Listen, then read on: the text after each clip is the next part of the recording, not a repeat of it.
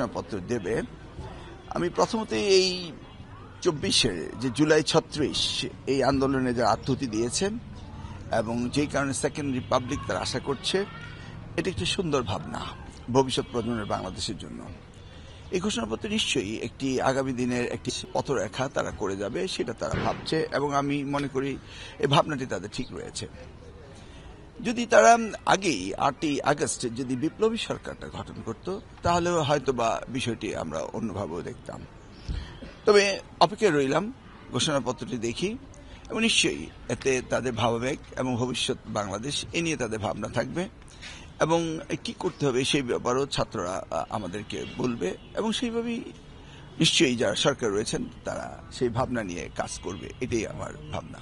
রাজনৈতিক এখনকার যে সংকট, মানে এটা থেকে মনে হয় যে সংকট উত্তরণ সম্ভব হবে বা নাকি আসলে বিষয়টা আরো জটিল হবে?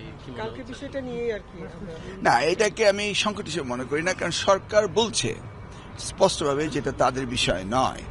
এটি নিতান্তই ছাত্রদের একটি ভাবনা থেকে এই ইশতেহারটি বা এই ঘোষণাপত্রটি হবে আমি বিশ্বাস করি।